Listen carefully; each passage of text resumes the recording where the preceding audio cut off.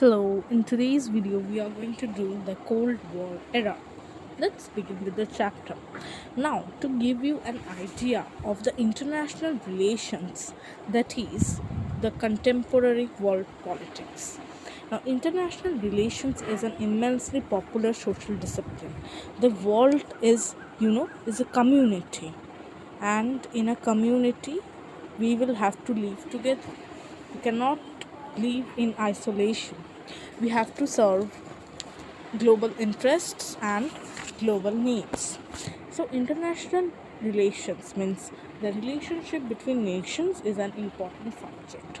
Moreover, after the two world wars of the 20th century and their impact on our relations has been a different thing, because there has been many impact of the first world war on the world order.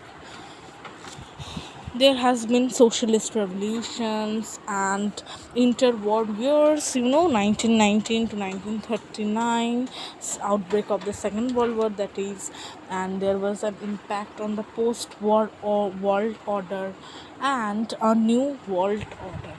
Now this new world order was mainly, the thing was the rise of a new world order. So what was this new world order?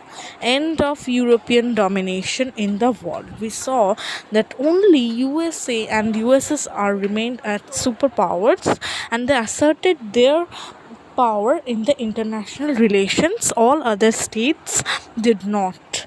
Okay, the defeated states, mainly Germany, Italy, and other states, were very weak. Okay, Britain, France also suffered huge losses. There was a power vacuum, and Europe's position was lost. And this was also the emergence of Cold War in the international relations. Now, the there was the US started the policy of the containment of communism. We will discuss what are these ideologies, what is the ideological differences that caused. Now, this Cold War era is mainly a bipolar structure, two poles.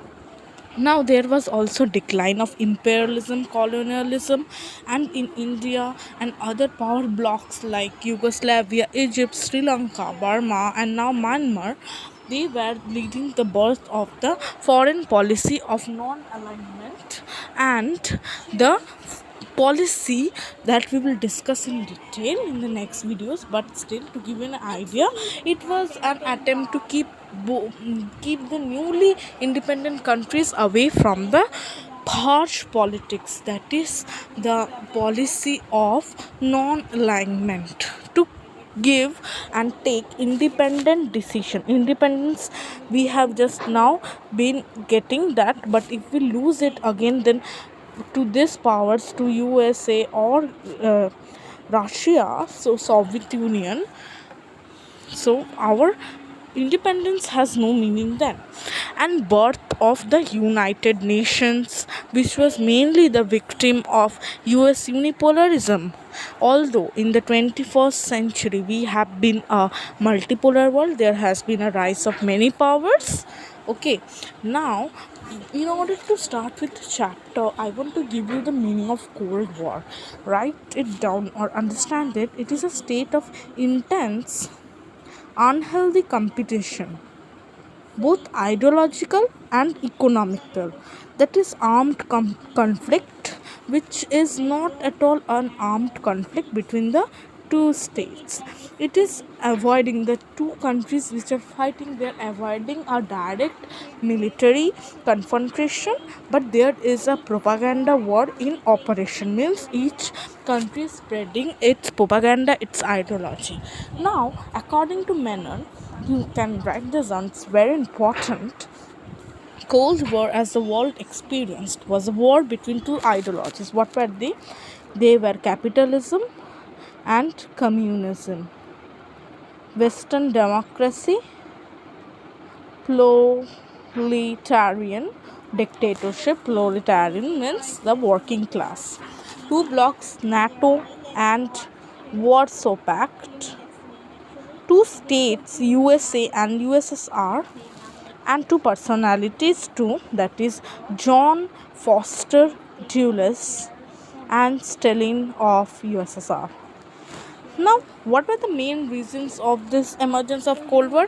There was mutual distrust between USA and USSR, and there was ideological conflict. I have told you, the capitalism which supports republicanism and the communism which states that the state should control all the important resources. It also wants the establishment of a communist society or an egalitarian society, or the society based on the will of the working class.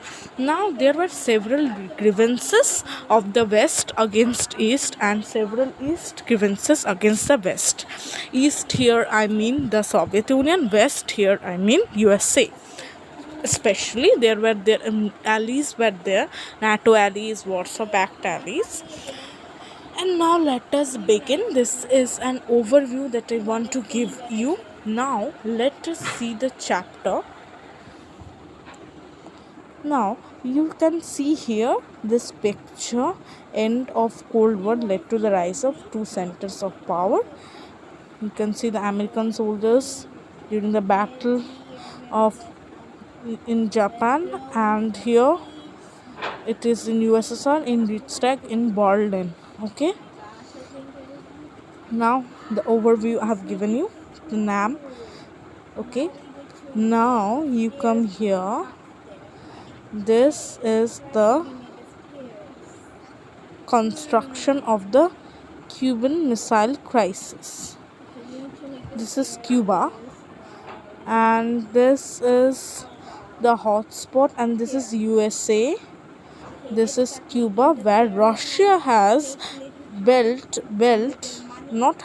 had built the missiles and keeping ready it. The Cuban Missile Crisis led to that. Now see, in April 1961, leaders of USSR were worried that America would invade the communist ruled Cuba and overthrow, and this Cuba was communist ruled by Fidel Castro. This is an important question. You have to remember the name of the Fidel Castro. Cuba was an ally of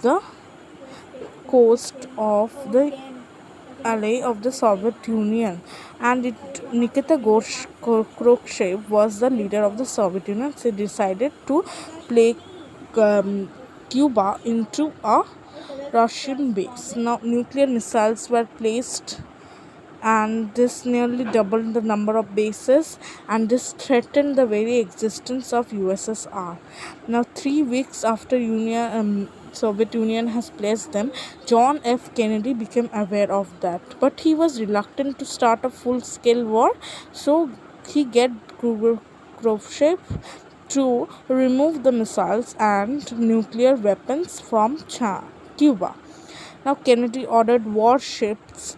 Now if they attack, and they will also attack with the warship, if the missile is blasted upon the US, the Russia will also, and America will also use what? They will use the nuclear weapons against Cuba.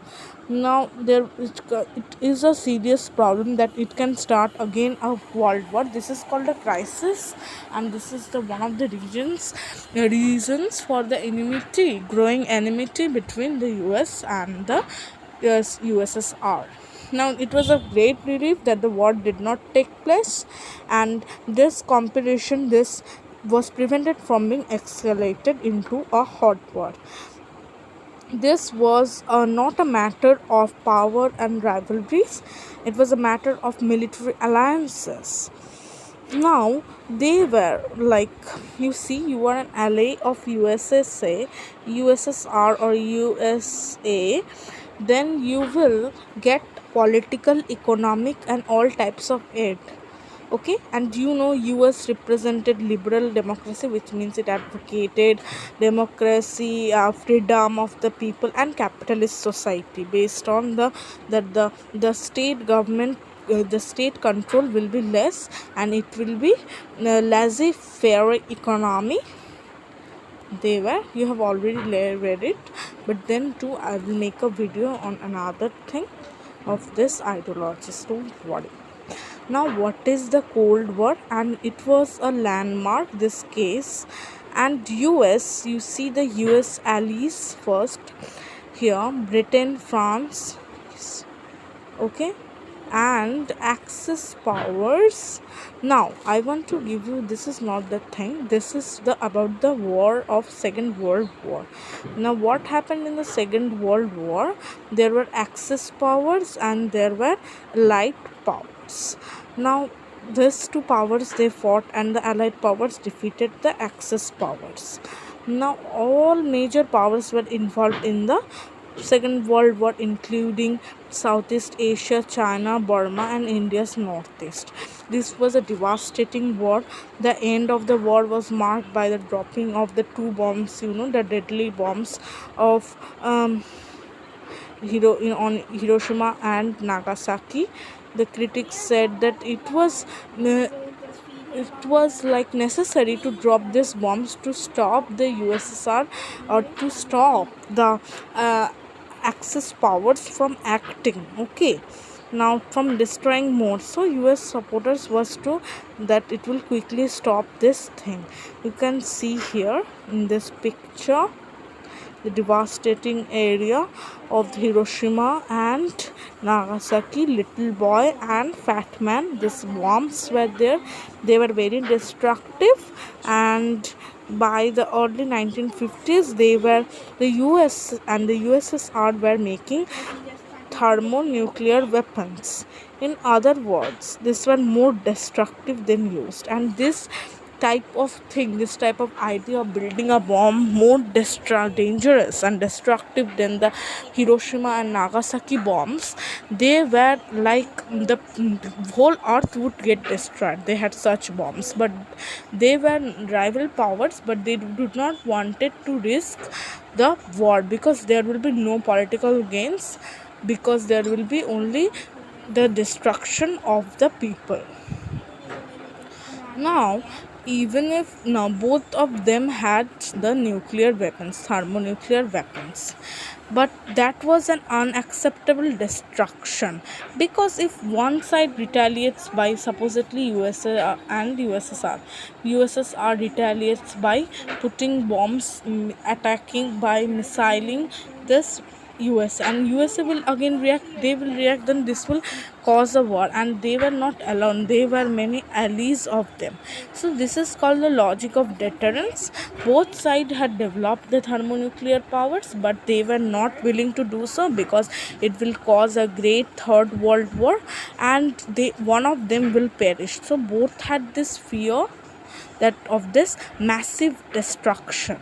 Now, what was the emergence of two power blocks? Here you can see the NATO members. See, this area is of NATO members. This is Warsaw Pact. These were communist nations, Yugoslavia and others. They were not a part of neither this group, neither this, neither this. Okay, and the emergence of two power blocks. Now they tried to influence the small states. The US and the USSR both tried to influence. There is the Moscow USSR capital, and here they tried to influence the other small states like Romania, Bulgaria, Poland, East Germany, and see, West Germany was in the hands of the NATO members. So it was dividing a country as if into two different power blocks because of this alliance system. Okay. See, so in this way it was divided, like this will be the first, and this picture is taken from this area. Okay, this area has been magnified, and these were the third world countries, and you can see India was also in this way. They made the division of third world countries. Now they make this division on the economic basis, but then they made this way. Now, the Western Allies formed the NATO. NATO means North Atlantic Treaty Organization, which came into existence in 1941. It said that if this USSR declares a war against any of the members here, or any of the members there or here, then it will be a war on all the members and they all will retaliate. Okay, now the Eastern Alliance or the Warsaw Pact was also formed in 1955 to counterattack the NATO forces. Now, this made this, you can see the division, they divided the world. Now, each power group had something called the powerful armies in their regions. They wanted to make influence on different areas of the world. For example, you take it in the east and the southeast and west asia, which is the middle east, and they built a alliance called SEATO. Now SEATO was built on east, middle east and west asia. And the CENTO, Central Treaty Organization. And what did Soviet Union or USSR did? They had a close connection with Vietnam, North Korea, Iraq, North, and communist China. So the world, after getting independence, they were just taking sides of both of these powers. Now they would the Britain thought that after getting one side they are losing their freedom. There were also cracks within alliances. Now China, you can see, because everyone pursues his or her country's freedom. You see, if there is US domination in your country, will not like, otherwise USSR domination you will not like, because the country would like to take his or her own decisions, right? So the communist China, they were fighting with the USSR, although China was communist and USSR also supported communism, but they were both like separated in 1950s, and there were wars even over territorial disputes. Okay, now the NAM movement was started because of this, and China joined the NAM movement. Now you can say why the states were taking the help of these small states or allies. You can see they get vital resources, because there, if we accept NATO or CETO, we have to keep their army in our land at our own cost. Okay, they were spies. You can see the connection. See here, a person here from West Germany can spy on East Germany and vice versa. So this was the case here. Okay, there was economic support, and if there are more number of countries, they will bear the cost of the soldiers. Now there were different arenas of the Cold War. Now there was, first, you don't need the details, but yes, you need to know the name: Korea, Berlin, okay, and Congo. This was a crisis, and Korea, Vietnam, Afghanistan, these were also the arenas of the Cold War. There was a huge military build-ups in some places, and the diplomatic communication or understanding between two countries were misunderstood.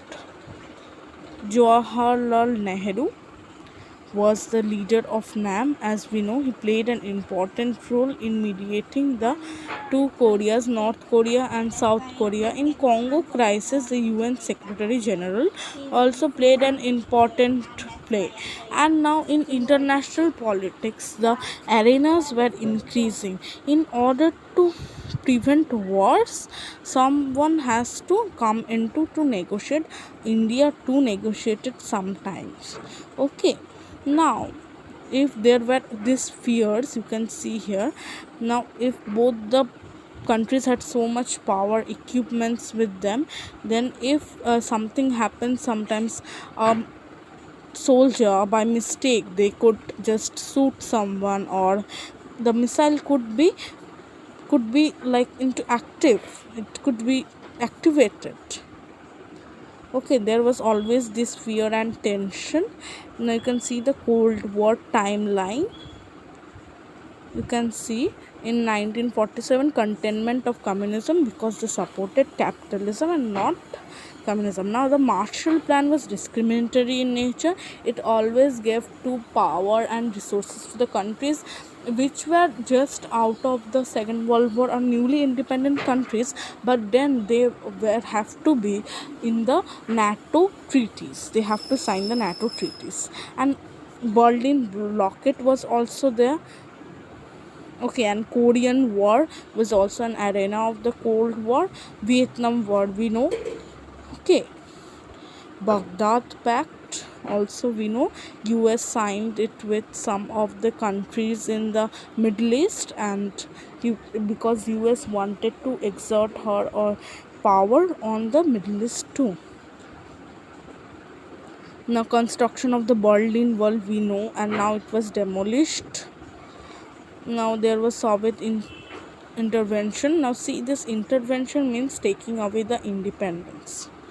Okay, now US Richard Nixon visited China in order to exert his influence of capitalism, because China was a communist country then. In Afghanistan too, the Soviet Union went and tried to negotiate. Now there was also fall of the Berlin Wall. There was unification of Germany. That meant the end of the Cold War. That means it started because in 1985, when Gorbachev became the ruler of the Soviet Union. Okay, he started called something called the economic reconstruction, perestroika. Okay, glasnost and perestroika. You can see here. Now this you can see, this is USA and this is Vietnam. You know the how the people in how America badly lost the battle in Vietnam, and Vietnam was a communist country. Now there was 1960s, we told there were signing, you can see there was signing, and there was a small amount of relief. Test ban treaty, PTBT, anti-ballistic missile, but it was not sufficient. Now you can see here information about Jawaharlal Nehru, Joseph Broz Tito. They were the founding fathers of the NAM. Now the challenge to bipolarity. Now bipolarity means the world was divided into two, that is the Russian powers and the American powers, NATO and Warsaw Pacts, and this they had to join either of the alliance, the newly independent countries, but they did not join. Under the founding members, Yugoslavia, Joseph Broz Tito, Gamal Abdel Nasser, you can see Nasser here, Sukarno, president of Indonesia. Okay, they were all anti-imperialistic, their mindset, and they also wanted peaceful coexistence of the and securing of peace. Now it was a challenge to bipolarity, because in Belgrade in 1961 there was a many factors. There were cooperation among these two nations, that was the there was increasing cooperation between these members, and there was also increasing Cold War tensions. There was dramatic entry of the decolonized African countries and the South Asian countries. There was NAM summits were held of many members. You can see 120 members in 2019 latest meeting. 18th summit of Azerbaijan in 2019. Now this was a popular movement because the NAM played a very active role, mediating role rather, in accumulating the differences between the USA and USSR. Now neutrality is different, and NAM was not neutral because it was actively taking part in the world affairs. Now they were just not preventing war, but also they were involving in various treaties which initiated cooperation between nations. Now this also developed into a new international economic order. Now these newly independent countries, they were least developed countries, so they need economic development in order to lift people out of poverty. They wanted economic development because development is real freedom. So it led to the establishment of the new international economic order and the trade development in the United Nations Conference on Trade and Development. It brought out a report that now, in this conference, the global trading system was revolutionized, and the NAM members demanded that they should be given control over the natural resources which are exploited by the Western countries. Also, they should also obtain access to all the Western countries, Western markets, so they can deal their products. They could trade. They wanted to start a trade, and trade is also a diplomatic relationship between two countries. Now if you see that there was a trade war between US and China, US and USSR, but then too both the countries increased the tariff barriers against their goods, and they suffered economic losses. So the way only is to decrease the trade barriers. As for example, the European Union, people should form more, countries should form more and more unions in order to gain advantages, and they need to get the low cost West technology from the Western countries. Now the nature of non-alignment changed. The first summit at Belgrade, there were different important issues.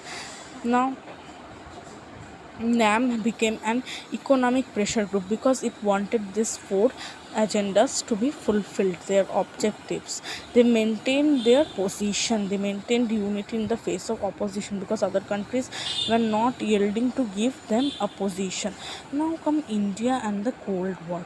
Now NAM's response was twofold. It was saying that it would voiced against the so that against the decision of the decolonized countries from becoming a part of the alliances. And it was not negative or passive, it was not fleeing away or running away from responsibilities or decisions. It was using diplomatic behavior, trade, in order to negotiate, in order to earn faith in a genuine manner. And there was a positive role in softening and if not ending the Cold War. Now they wanted to soften the pressure so as that there are no chances of the Third World War. Now the first non-alignment allowed India to take several instances. It did not serve any other allies, although India, it was as if they were taking help from both the countries. India became an important trading partner for both the USSR and the Soviet Union. India was a balance, and first of all, there was people say there was no crucial stand, but there was. And here the Treaty of Friendship with USSR in 1971 suggests that India's inclination towards Soviet Union, but their first 5 year plans were mainly based on the inspiration from Stalin's first year plans. So we were a socialist country. We took different things from different countries. From the US we took the free market system. From Soviet Union we also took. So focusing on only one point will not be a good thing. Now there was, so you will read this, and this was the code of India's foreign policy, the NAM, and it used NAM principles. There were many principles of NAM, if you remember that. The maintain the integrity of the nation and prevent from interfering in other nations. Now there were many arms control treaties which led to the good relationship, starting of the good relationship between the US and the USSR. You can see here the limited LTBT, and India was not a part of LTBT, but yes, India is a nuclear superpower. Now that in outer space, now it banned the use of nuclear weapons, as we know the destructive use. Now it was signed by US, UK, USSR, in Moscow. Now you need to remember when on which date. This is not very important, but the date of 15th August 1963 is very important. Now the NTBT, the important ones and most common we hear are this NTBT, and it was like a nuclear weapon state is one which has manufactured and exploded a nuclear weapon prior to January 1967. So only 5 states, USSR, USA, Britain, France had done it before 1967. They put a date that before this, whoever has done this nuclear power experiments is a nuclear power, but it was a bit discriminatory in nature, but it was extended infinitely, that it is not as if only these nations can be there are emerging superpowers too. There were SALT 1, SALT 2, and START 1 and START 3. Now, SALT 1 is the first round of talks of strategic limitation, because we need to reduce armament. Okay, reduce armament. So there were a treaty on the limitation of anti-ballistic missile systems. Okay, no, and it was signed between the US president and Soviet leader on the limitation of offensive arms, which are very destructive, and these are offensive and destructive for the whole world. It could lead to the beginning of the Third World War II. Now, strategic arms limitation talks. This was also on the limitation of strategic offensive arms. It was in Vienna. Okay, now START 1, they also reduce, this are the same, they intended to reduce offensive arms, because the thermonuclear power stations for generating electricity is good for public purposes, but again it could also be used as a threatening part. So we have done this chapter of Cold War era. So thank you for watching.